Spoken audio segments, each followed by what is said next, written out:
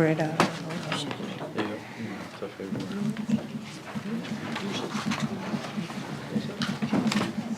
You can see it within that range, then I can do that way then. So I got it. Okay.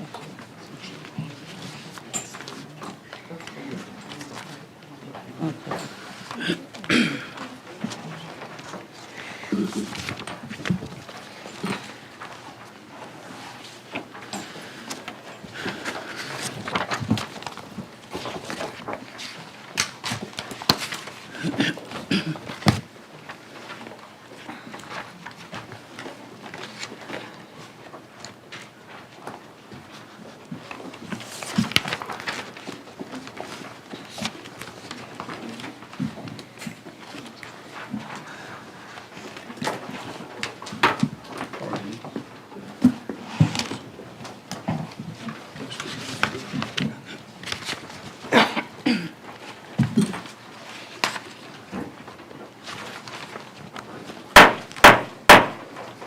I'd like to call this meeting of the Wilson County Board of Education for May 16th, 2022 to order. Members of the board, what is your pleasure in regard to the approval of the agenda? Madam Chair, Mrs. Boyette? I move that we alter the agenda on the second page under item 10 and remove the approval of inter-district reassignment requests as we do not have any. All right. Second. It has been moved by Mrs. Boyette, seconded by Mr. Borkin, that we amend the agenda and remove item 10B from the agenda as we have no request at this time. Given that, with that amended agenda, the chair will entertain a motion for the adoption of the agenda as amended. Madam Chair, Mrs. Powell, I move we approve the agenda with the amendment on the Wilson County Board of Education, May 16, 2022. Second. it has been moved by Mrs. Powell, seconded by Mr. Mercer, that we approve the amended agenda as presented. Is there any discussion? Hearing none, all in favor of the motion, let it be known by the sign of aye. Aye. Those opposed, nay. Let the record reflect that the motion carries unanimously. Members of the board and members of the audience, I'm going to ask Mr. Mercer to lead the Pledge of Allegiance, to be followed by a moment of silence, and I'm going to ask the audience if you would join us, please. I pledge allegiance to the flag of the United States of America and to the republic for which it stands, one nation, under God, indivisible, with liberty and justice for all.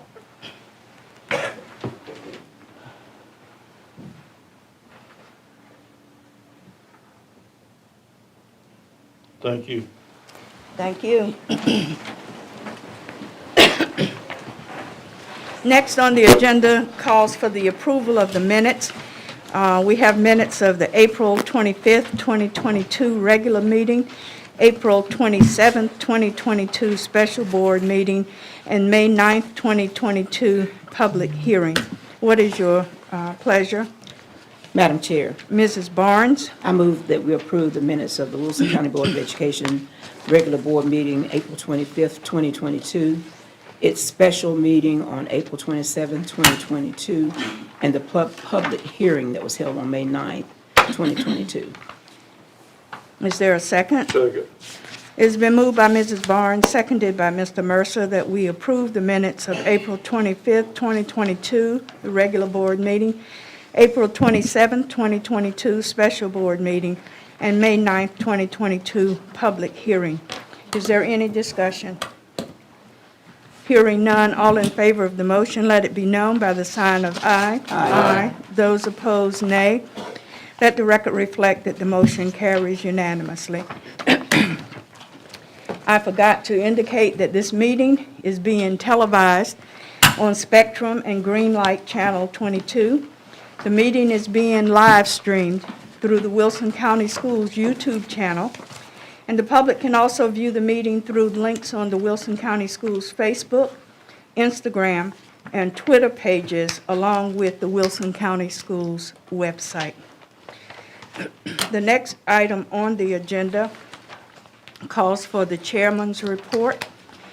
And first of all, on behalf of the board, I would like to congratulate the students at Watt and WECA on their graduation this past Saturday, the 14th. And as they now prepare for their graduation from Wilson Community College, these students have had the opportunity to not only earn their high school diploma, but to earn their associate's degree, and we congratulate them on this momentous occasion. I'd like to also congratulate, on behalf of the board, the 10 students who have been named to attend the governor's school this summer. Congratulations are also in order from us to all of the teachers of the year for each of our schools and the finalists for the Wilson County Schools Teacher of the Year. We also congratulate our Principal of the Year and those who are nominated for the system's Principal of the Year status. If you did not have the opportunity, I invite you to visit the Wilson Arts Council Truist Gallery at 204 Nash Street South, where there is a gallery display titled Impact. It's the teacher and student art exhibit.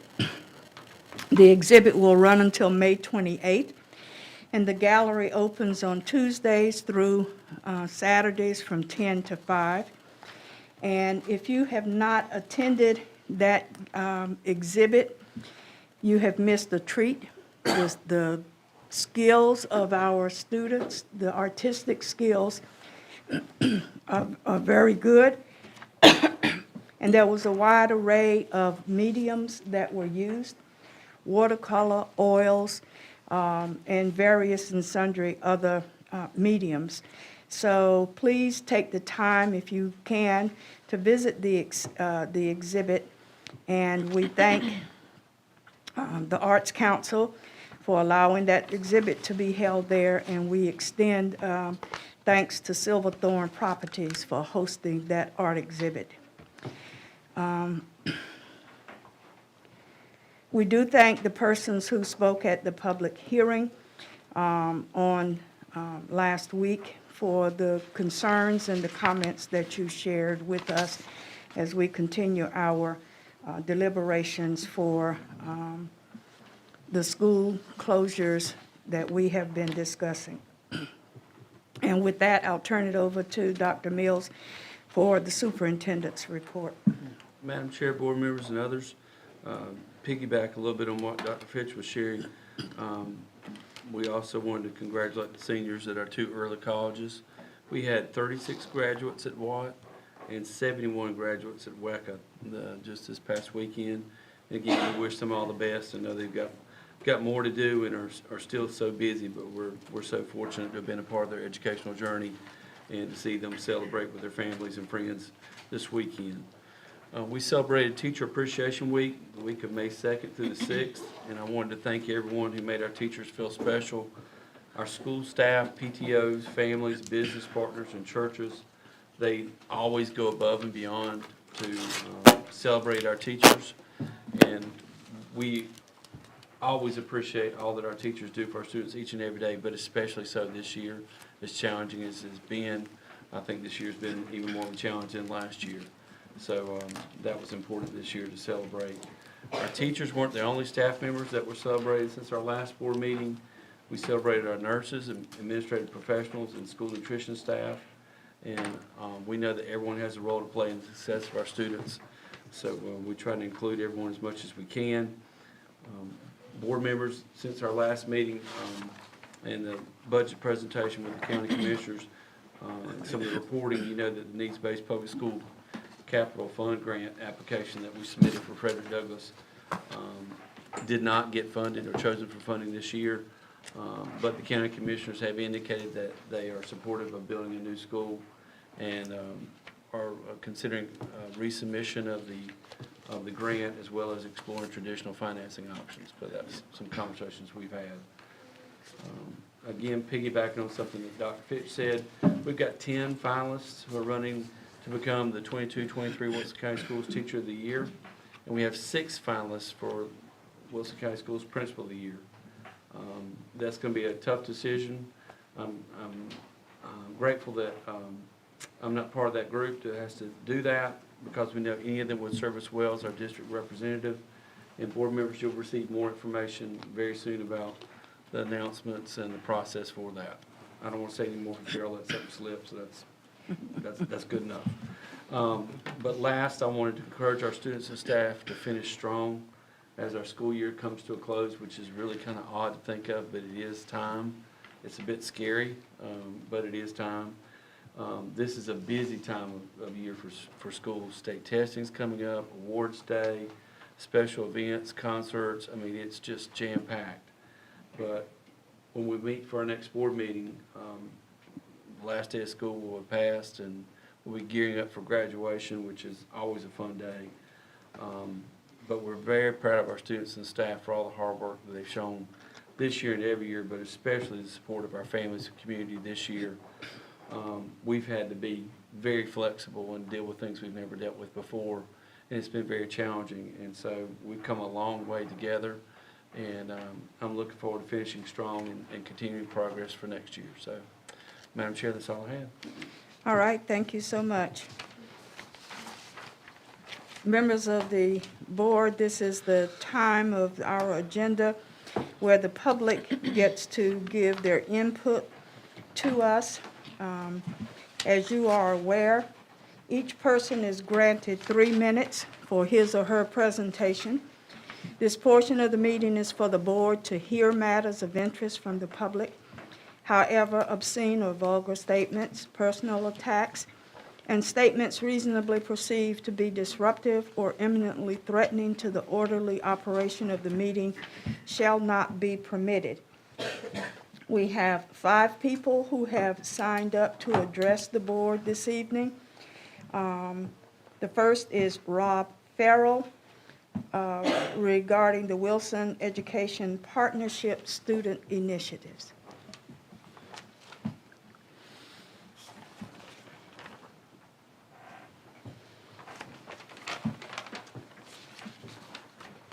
Thank you, Dr. Fitch. My name is Rob Farrell. I'm the president of the board of directors for Wilson Education Partnership, or WEP for short, and I've served for this nonprofit for 6 years.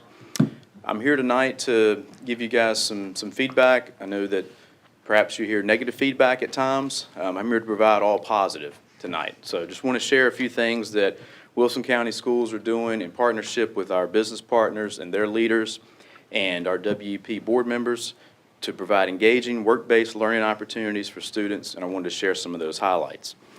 First off, our Career Connections program has numerous initiatives under this umbrella.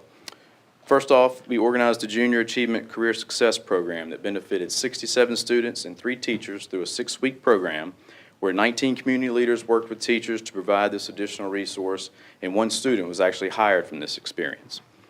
We had 39 junior English students who recently participated in our Communicating with Confidence pilot program, where 14 WP board members worked with the teacher at Hunt High School and provided more than 26 hours of strategic project-based learning experiences. We also provided funds for a tour of the Wilson Community College campus.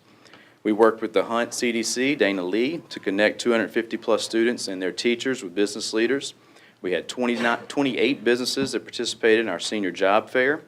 And we worked with 40 community leaders to start our Learning from the Locals video library, where students and teachers can hear from local community leaders about their career paths. Lastly, in this program, we worked with 6 local HR leaders to create how to get job videos, where they share tips about resumes, interviewing, LinkedIn, social media, and much more. And I'd be remiss if I didn't say that all of these efforts are done with the leadership of our executive director, Robin Williams. Continuing, our Career Health Connections program was organized and provided funding for supplies for Stop the Bleed training to 40 health science students at Hunt, Fike, and Bedingfield. We provided funding to pay for state testing fees for 10 students in the Nursing Assistant 1 class. We also had 6 students earn their Career Health Connection certificate, and it was a very intensive program that required lots of partners and community partners in planning, including Wilson Medical Center, Carolina Family Health Centers, Virtual Medical Center, and the Wilson County Substance Abuse Coalition. We also connected the Area L AHEC Health Careers and Workforce Diversity Director with health science students. Lastly, in other support, we distributed over $35,000 in funds, including $5,000 in leadership scholarships to deserving seniors, with $1,000 awarded to a senior from each of the high schools. We also secured over $3,000 in funds for a STEM Watt mobile lab for middle schools, $6,000 in funds for Watt, awarded $10,000 in teacher mini grants, secured $4,500 for Operation Backpack, and we provided $5,000 for teacher recognition initiatives. We also partnered with Wilson County Schools and Greenlight to provide funds for a teacher to attend District C Coaching Institute. Thank you very much. Appreciate Thank it. you so very much. Next is Charles Bayo, Wilson County School Board Policy.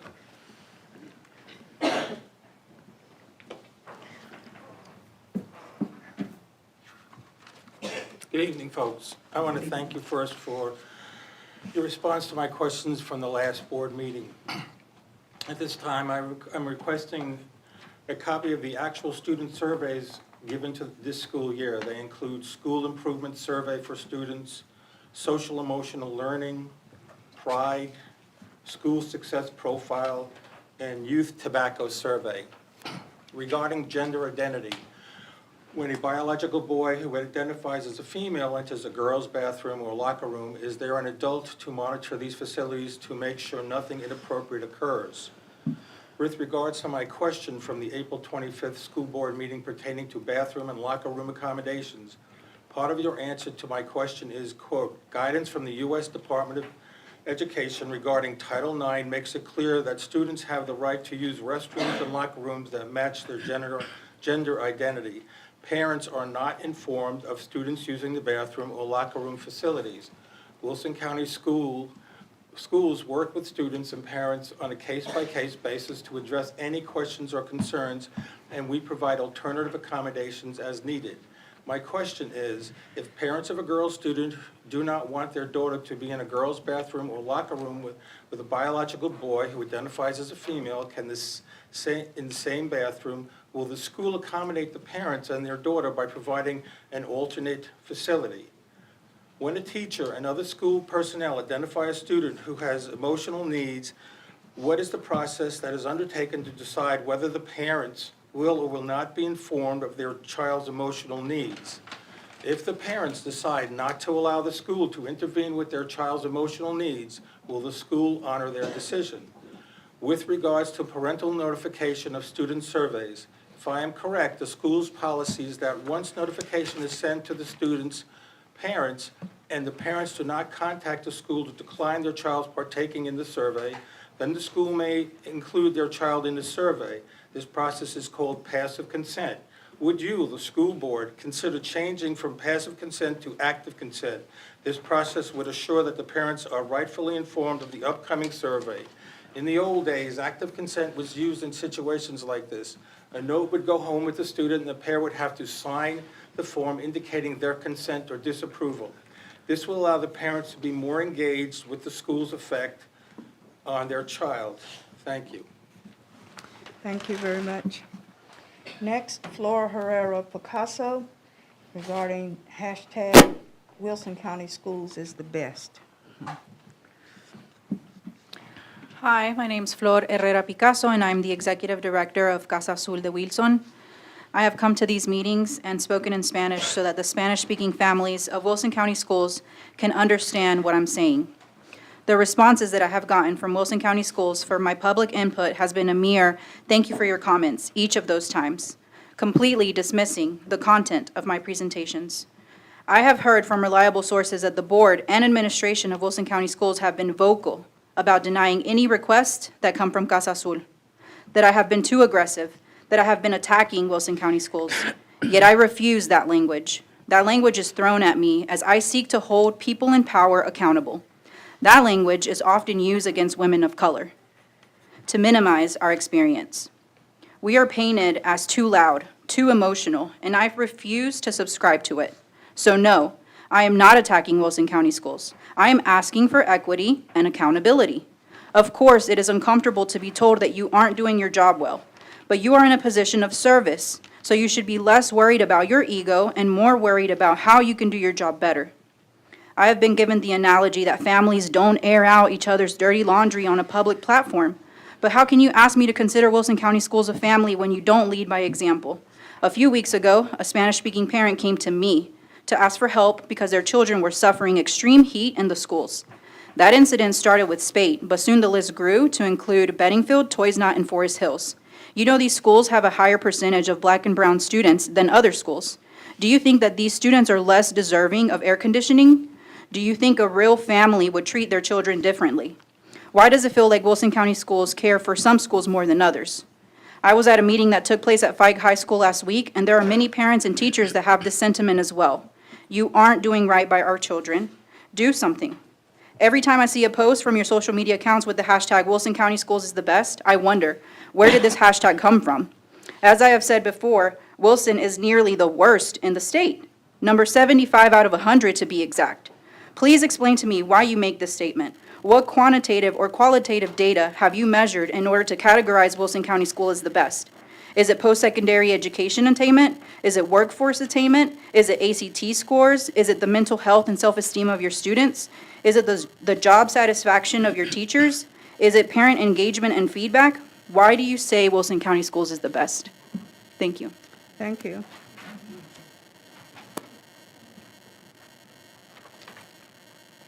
Elizabeth Herrera, regarding language justice. Hello, my name is Elizabeth Herrera, Director of Community Advancement of Casa Azul de Wilson. A couple months ago, there was a job posting for an English learner-parent liaison position. I would like to know if this position was filled. If so, how could I have their contact information? A requirement for qualification for this job position was to be fluent in Spanish, and I believe it to be crucial for the Spanish-speaking families of Wilson County Schools to be made aware of this extra resource. How and when was this information shared? If it hasn't been yet, when will it be? I know the email askwcs@wilsonschoolsnc.net exists to provide language services for the parents, but most of the Latinx parents I have worked with within Wilson either don't have an email or don't know how to use it. It is to my understanding that a project named Language Line was proposed to bridge the gap between language justice and the tech barrier within the Latinx community. What is the timeline for this project to be completed for parents to use? Just today, I received a phone call from a Spanish-speaking mother who was needing interpretation services in order to call her child's school to ask for the school therapist. The COVID-19 pandemic and remote learning has devastated the mental health of our students. What resources do you have available, and how often are these resources shared with the families of Wilson County Schools? Lastly, summer is around the corner. I saw an English flyer for the Summer Bridge program released via Facebook. Is there a Spanish flyer available? If so, could I have a copy to share with the families who may be interested? If Spanish-speaking parents have questions, who is the point of contact? And is this opportunity only available for current Wilson County Schools? I just want it to be known that Casa Azul de Wilson is happy to help with any Spanish interpretation needs. You can send us a message on Instagram or Facebook, and you can also email my email, which is iza.casazuldewilson@gmail.com. But there should not be a reason that Wilson County Schools does not prioritize the need of language justice, because one organization cannot fulfill the needs of an entire community. Solo quiero que la gente de Wilson sepa que Casa Azul de Wilson con mucho gusto podemos ayudar con cualquier necesidad de interpretación en español. Pueden enviarnos un mensaje por Instagram o Facebook. También pueden enviarme un correo electrónico al correo isa.casazuldewilson@gmail.com. Pero esto no libera a Wilson County Schools de la responsabilidad de poner prioridad a la justicia lingüística. Nosotras dos solas no podemos darnos basto para ayudar a todas las familias latinas de Wilson County Schools. Pero quiero que sepan que haremos nuestro mejor esfuerzo. Thank you. Thank you. Georgina Barbosa, regarding language justice. Good evening. Good evening. I would like to share with you what I consider the greatest success of the school where I have the privilege to work. In our most recent survey, almost 90% of the Latino parents and people from another culture answered that one of the main reasons for keeping the children in our school is that we always have somebody helping in the language that they need. Communication in a way that reaches parents increases their participation in their children's education. When my child was in Winstead Elementary School, as a student, I interpreted for several parents in different PTAs. When that same child went to Phi High School 10 years later, I helped several parents on different occasions as well. The first day of my daughter's sophomore year at Phi, I asked several Latino parents, what was the reason that I didn't see you last year attending school activities? These are some of the answers. I do not understand. I do not speak English. Nobody can help me with interpretation. In the school where I work, 70% of the Latino parents attend our meetings. I know you will have the same success if you implemented interpretation services in Wilson County schools. I am here to represent anybody whose first language is not English. I wish one day all the schools in Wilson County will experience this success. I have seen it in our school. My name is Georgina Barbosa, and I am the official interpreter for Sally B. Howard School here in Wilson, North Carolina. Estoy compartiendo en cuanto a la necesidad de que haya comunicación en inglés, en español para las escuelas del condado de Wilson. Yo misma he tenido que ayudar a diferentes padres en diferentes escuelas y nuestra escuela tiene 70% de participación de padres latinos debido a que siempre hay intérprete en nuestras actividades. Espero que Wilson County pueda experimentar este éxito al implementar diferentes intérpretes en las diferentes escuelas. Muy buenas tardes. Thank you. Members of the board, the options that we have are to direct the chairman to respond to the concern on behalf of the board, to direct the administration to respond to the concerns, to refer the matter to a board committee, to refer the matter to administration, or to place the matter of concern on the agenda for a future meeting. What is your pleasure? Madam Chair, Mrs. Powell? I move that we direct administration to address the public input. I agree. Members of the board, is that the pleasure of the remainder? Yes. All right. Now, Dr. Mills, administration, if you would please make the responses, we'd appreciate it. Take care of that. Thank you. Next item on the agenda calls for the committee reports. The first is Administrative Services Committee, Mr. Mercer. Thank you, Madam Chair. At 3:30 this afternoon, Administrative Services Committee met with most of the board members present, superintendent, associate superintendent, assistant superintendent, and some others. We had 2 information items and 4 action items. The first information item being contracts requiring board notification.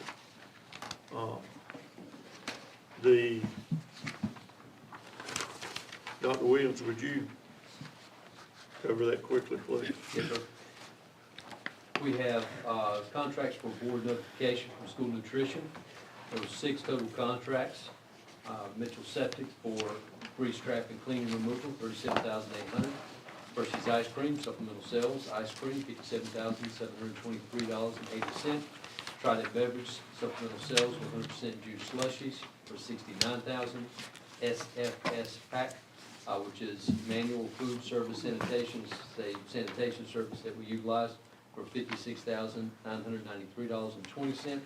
Uniforms galore for uniforms at $6,243.24. And Pepsi for supplemental sales, 0-calorie soft drinks in high schools only for $14,430. Anyone have any questions or comments? Hearing none, let's go to the second information item, which is Wilson County Schools COVID-19 updates. Dr. Williams. Yes, sir. For our updates, May 16th, we reported in committee that we currently have 9 active staff cases and 6 active student cases. as of the time of committee at that time. That's what we had. Also reported from the Health Department, information from Ms. Ellen, which was noticing a slight increase in cases, 0 hospitalizations. Community transmission is still identified as low according to the state dashboard. And our percent of positives for the week ending in 5/6 was 11%. Wouldn't that be fair to summarize that and say that while we're still in good shape in that area, it still bears watching and attention? We continue to track it, yes, sir. We continue to monitor it.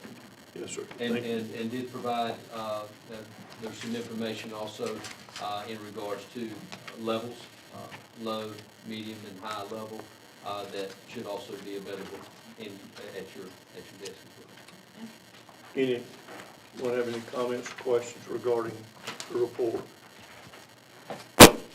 Hearing none, let's go to the action items, which face coverings is the first action item, and that's something that we've been required to do by state law each month. And I think I was reminded, and we spoke about, it's this month and next month we have to do it. After that, unless there's some change in the state's actions, we don't have to do it every month. Yes, sir. Okay. The committee met and we discussed, and it was our feeling that we should, again, adopt the resolution that we have been using that was last approved on April 27th, at the April 27th meeting. Any discussion or questions regarding that? Hearing none, on behalf of the Administrative Services Committee, I move we approve the resolution as stated on the approved April 27th, 2022 resolution with proper date and signatures. Second. It has been moved by Mr. Mercer, seconded by Mr. Breen, that we approve the resolution as adopted on April the 27th, making note of the necessary change, and that we adopt that again this month. Is there any discussion? Hearing none, all in favor of the motion, let it be known by the sign of aye. Aye. Those opposed, nay. Let the record reflect that the motion carries unanimously. Mr. Mercer. Thank you, Madam Chair. Our second action item was the 2021-2022 budget amendments. We had 3. We had the budget amendment 104, which is the public state funds. The increased the budget by $148,913, which included summer reading camps, textbooks, behavioral support, and career and technical support. Any questions or comments regarding Amendment 104? Amendment 304 increased the federal budget by $111,347, which included IDEA Roman numeral 6B handicapped, actual allotments less than planning, and district and regional support, school improvement leadership grant, and more. Any questions or comments regarding that? Hearing none. School nutrition fund, the grant received with minimal and unprocessed foods of $199,307, and then it went into a much longer explanation, which was reviewed, and the information is here. Any questions or comments regarding that? Hearing none, Madam Chair, on behalf of the Administrative Services Committee, I move that we approve amendments 104, public state funds, 304, federal funds, 501, school nutritional funds, as recommended by administration. Second. It has been moved by Mr. Mercer, seconded by both Mrs. Powell and Mr. Breen, that we approve the budget amendments as presented by the administration. Budget Amendment 104 for the State Public School Fund, 304 Federal Fund, and 501 Child Nutrition Fund. Is there any further discussion? Hearing none. All in favor of the motion, let it be known by the sign of aye. Aye. Those opposed, nay. Let the record reflect that the motion carries unanimously. Mr. Mercer. Thank you. At our last meeting, the decision was approved by the board to have our districts, voting districts, be aligned with the voting districts of the county commissioners. And now we need to approve a resolution that solidifies that. The resolution is before you, and it goes through all the rationales that were printed. Anyone wish to read any part of that or all of it? Anybody have any questions regarding this resolution? Hearing none, on behalf of the Administrative Service Committee, I move we approve the resolution that aligns the Wilson County Board of Education voting districts with the 7 districts of the Wilson County Commissioners. Second. It has been moved by Mr. Mercer, seconded by both Mrs. Powell and Mr. Breen, that the resolution redefining the Wilson County Board of Education electoral district boundaries in connection with the county commissioner lines be approved. Is there any discussion? Hearing none. All in favor of the motion, let it be known by the sign of aye. Aye. Those opposed, the sign of nay. Nay. Let the record reflect that the motion carries 6-1. Mr. Mercer. Our fourth and last action item is the possible permanent closure of Winston Elementary School and Torsnot Middle School. With that, we had much discussion, and how it plays in part to more make better use of our facilities, occupancy percentage, and it's also in the bigger scheme of things in making facilities available for the possible building of another school and so forth. Any comments, discussion? Mr. Chair. Yes, ma'am. I really appreciate the meeting that we had. Dr. Fitch has already commented on that on May 9th with the parents and teachers who spoke on behalf of their children, spoke on behalf of their communities. They were transparent. They showed concern and love for their communities and for their students. And it really tore at my heartstrings. Because I taught at Torsnot, my kids went to Torsnot, I've taught at Winston, my kids went to Winston. So, I mean, I'm sure we all feel the same way, but those are schools that have been here a long time and they have meaning in our community and they have support of the community. The parents spoke of concerns of transportation. One even spoke of her child that's a special needs, the change that might impact that child, being a child of special needs.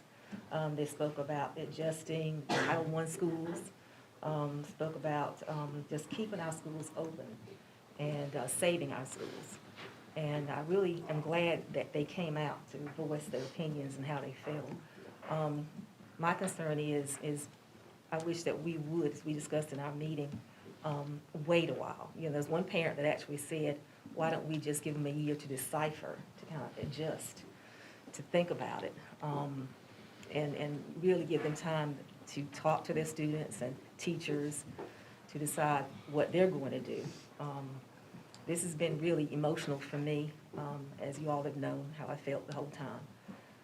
To actually, closing of a school does impact a whole community, and it changes things. And I know that as we talked in our meetings is that, the county commissioner said change is sometimes inevitable, change happens.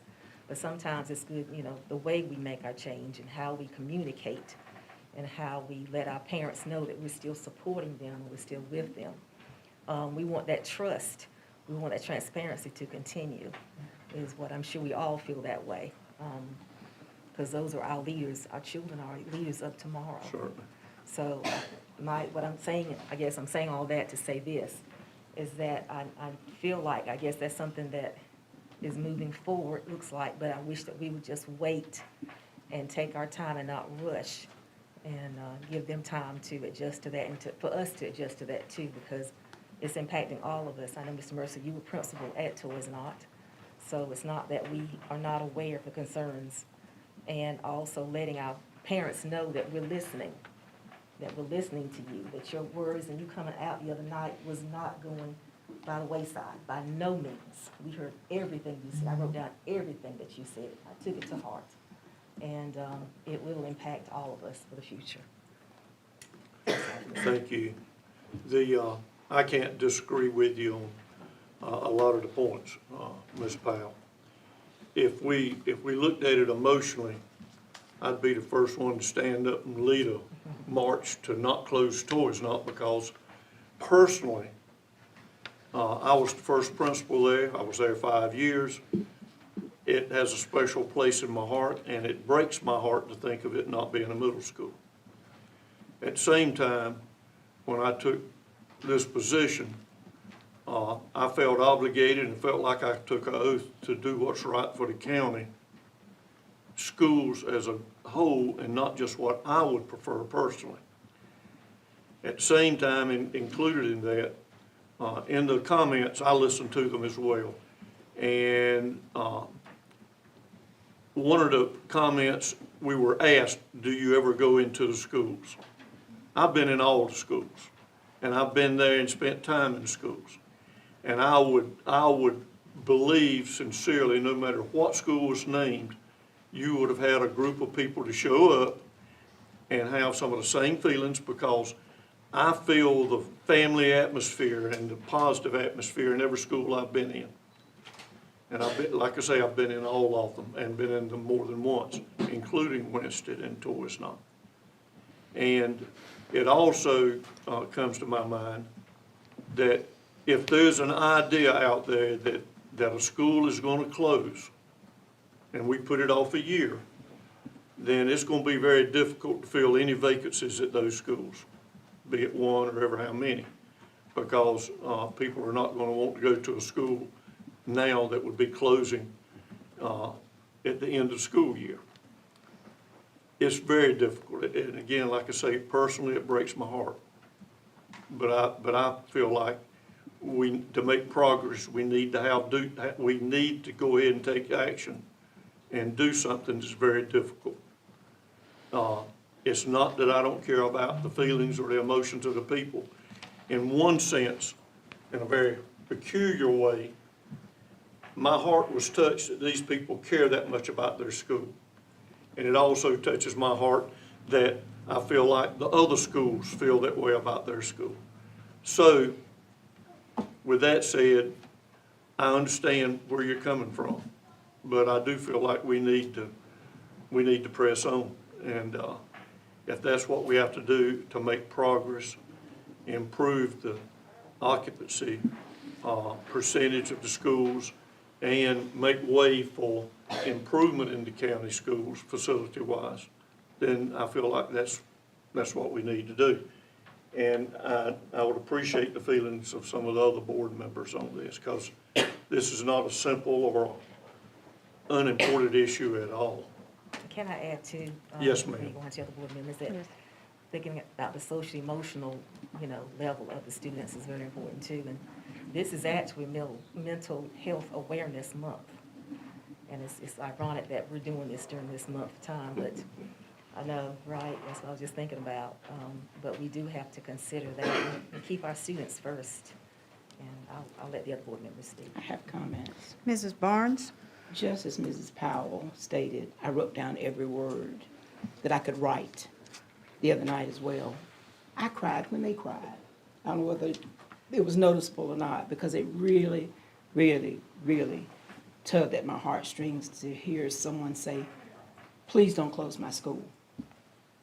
because we are here for all of the students in Wilson County. And what disturbed me mostly were two things, is to hear people say that we consider communities of children as hood rats. That is the farthest thing from my mind, I don't know. And I can speak for, I believe, the people on this board, that we have no hood rat children. We love all of the children.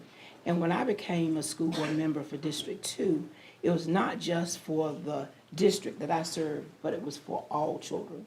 So I have two different feelings. I have an emotional feeling, and then I have a feeling that it has to be based on facts and data and age of the schools. And I taught in Wilson County Schools for 32 years. And I served up here as Human Resource Department. And I know what it is to be a teacher's assistant. I didn't drive the bus. I know what it is to be a teacher and an administrator. And I do not believe any of us sitting on this board have no conscience when it comes to our teachers.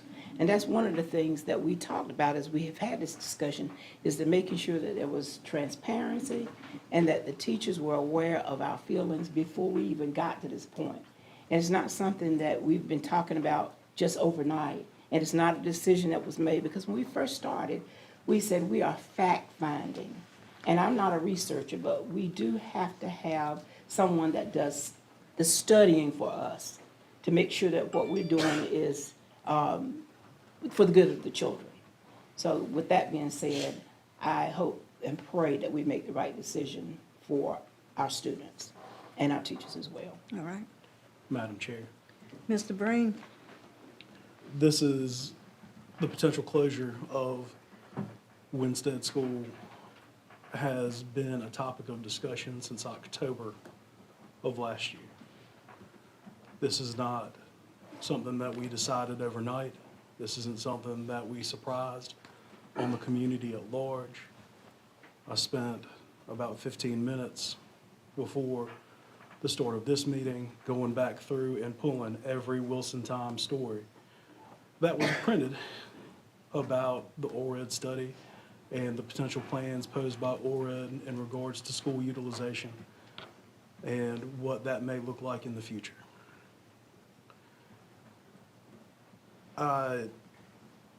Much like Ms. Barnes and Mr. Mercer and Ms. Powell, I was sitting right between them, and I think we all used up every bit of lead in our pencil during the public hearing, writing down everybody's comments and the names. And I reached out to one parent on Facebook and told her that I appreciated her comments and understood.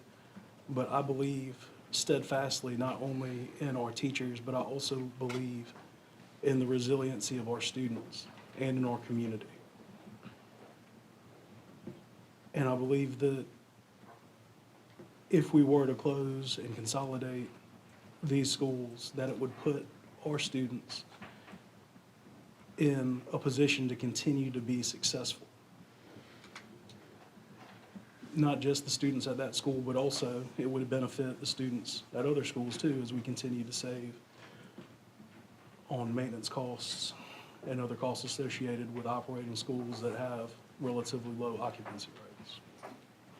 I do not hope that we continue to delay this decision. I think it becomes more injurious to our students and to our staff and to our community the more we prolong any kind of decision. I don't take this decision lightly. I don't think any of us do. But we've reached a point where a decision needs to be made.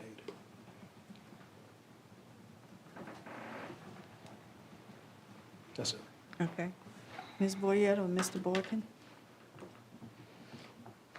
I would say that I'm in agreement that is, whenever we took this job, as in the principal's job, you have to make some hard decisions. And I think that we need to move forward with the closure so that we can, because our goal for the students is a better facility, more secure teachers, and it'll be a family community just like the one they're in. All right. And I'm in agreement as well. I think we need to go ahead and move forward with with our vote. I think that our school system needs to be run in part like a business, and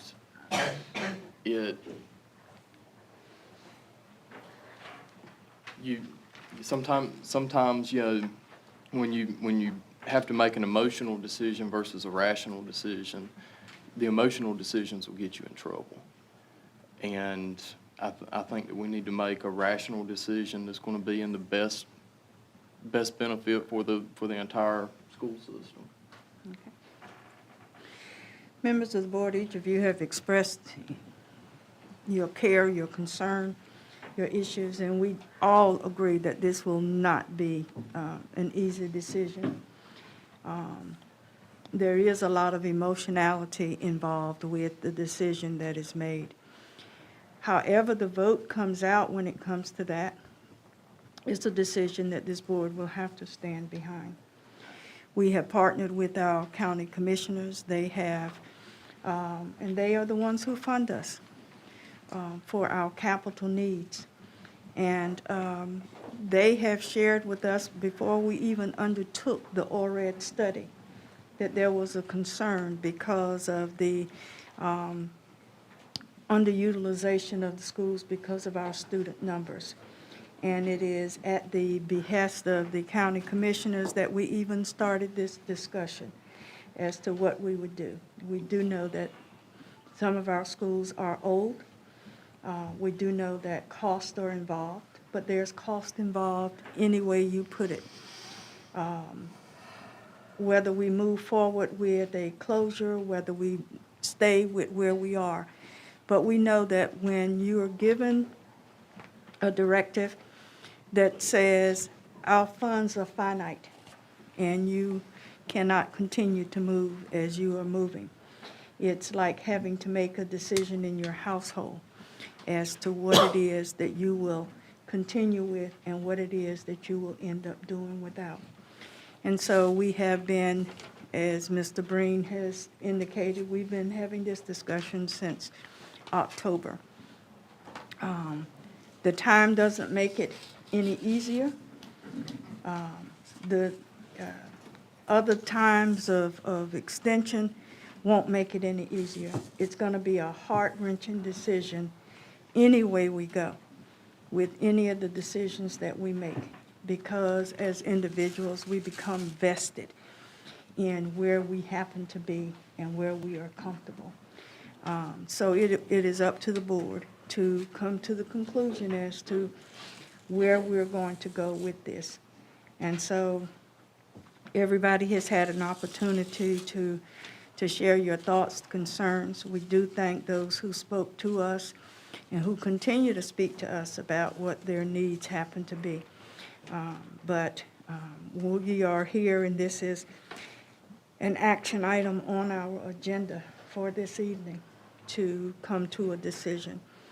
So the floor is open as you choose to make a motion in whichever way you choose to, and then the members of the board will take a vote as to voting whatever motion is, up or down.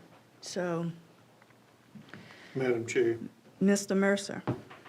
before, I'm going to make a motion, but before All I right. do that, I think I'm speaking the sentiment of each member of the board, that when the decision is made, students have to move, change schools, which is quite a task and a challenge. But at the same time, I feel as though each child will be going, that has to change schools, will be going to a school, they'll be received and cared about and treated with respect and care, and provided the instruction as good as that can be provided. If I didn't feel that way, I wouldn't speak highly of each and every school we have. And with that said, Madam Chair, Yes. on behalf of the Administrative Services Committee, I move the full board approve permanent closure of Winston Elementary and Toys Not Middle School. Second. It has been moved by Mr. Mercer, seconded by Mr. Breen, that we move forward with the permanent closure of Winstead Elementary School and Toys Knot Middle School. Is there any further discussion? Hearing none, all in favor of the motion, let it be known by the sign of aye. Aye. Those opposed, the sign of nay. Nay. Let the record reflect that the motion carries 5-2, with Powell and Fitch voting in opposition to the motion. Mr. Mercer? That completes our report, Madam Chair. Thank you very much. Members of the board, the next item is the Instructional Services Committee.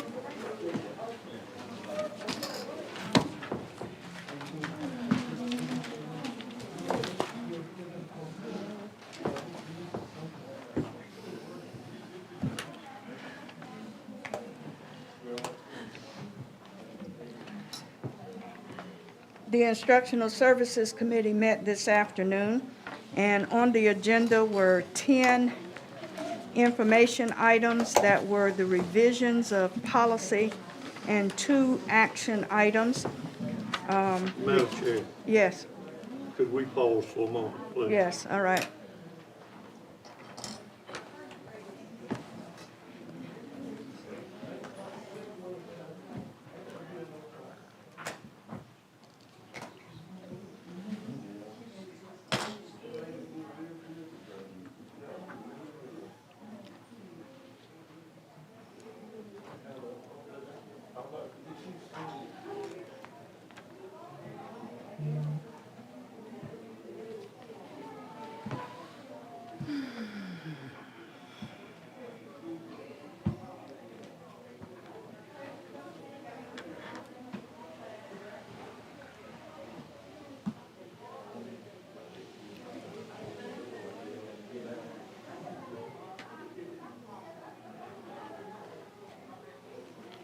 I think it's raining outside. I and think- it's delaying. I think it is. They don't have anywhere to disperse to. It was supposed to be a heavy Well, I rainfall. just- It's raining heavy now. Yeah.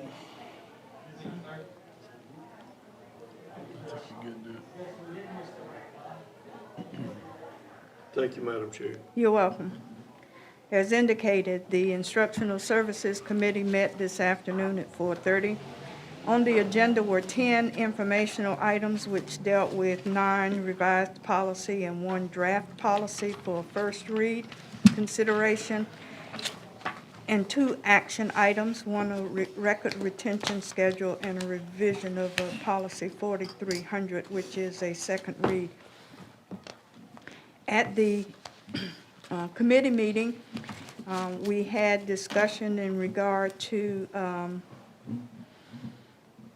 the first read items, the revised policy 2121, board member conflict of interest, revised policy 2210, duties of officers, revised policy 2410, policy development, revised policy 2430, dissemination and preservation of policies, revised policy 2600, consultants to the board, revised policy 4110, immunization and health requirements for school admissions, revised policy 6402, participation by historically underutilized businesses, revised policy 7540, voluntary shared leave, revised policy 7550, absences due to inclement weather, and draft policy 9125, participation by minority businesses. There were no significant changes to policies that were presented. Administration was asked to consult with board attorney in consideration of potentially merging revised policy 6402 and draft policy 9125 into one policy, as the basic content and intent of those policies are virtually the same. We would like for there to be a consistency in language as regarding the set-aside amount but not specifying 10%, which would limit from going above 10%, and stating maybe minimal 10%. Also, what was the terminology, Mr. Boykin? Aspirational. The aspiration. Aspirational percentage. So if those two policies, if the intent can be merged into one, we'd like to have that come back to us, and even possibly consider that still a second read if the grammatical and ideological points can come together. And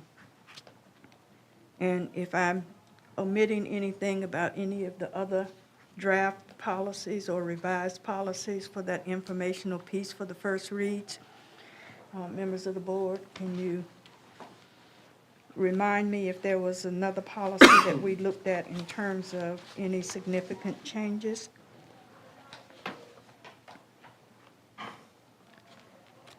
If not, then we will go to the action items, and I will turn the meeting over to the vice chair so that I can make the appropriate motions in regard to those two action items. Mr. Mercer? Oh. Yes, ma'am. Okay. The first is a record retention schedule. There is according to state law, there is restrictions as to how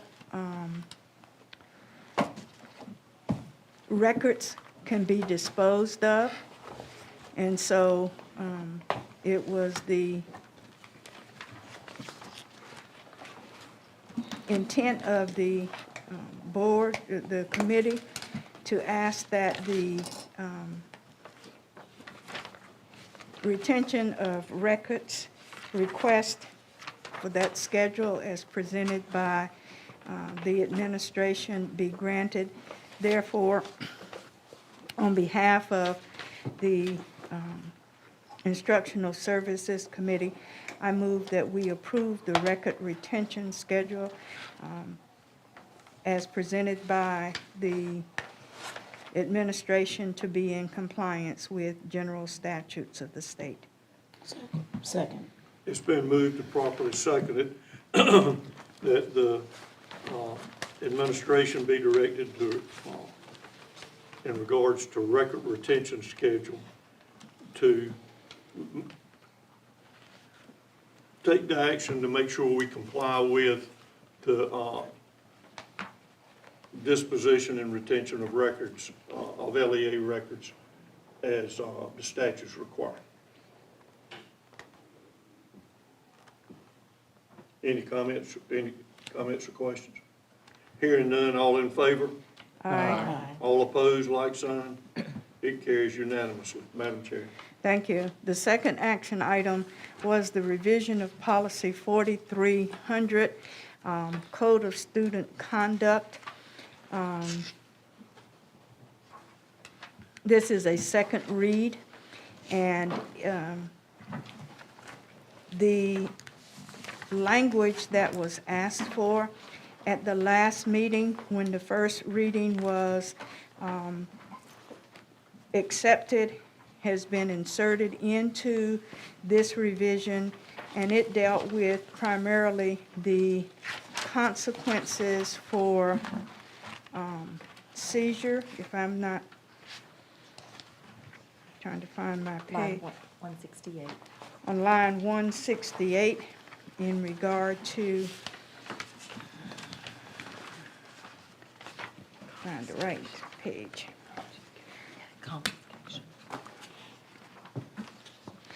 In regard to consequences, at line 168, where we have stricken confiscation of items, second offense, line 170, confiscation of items, and striking out the confiscation of items in line 173.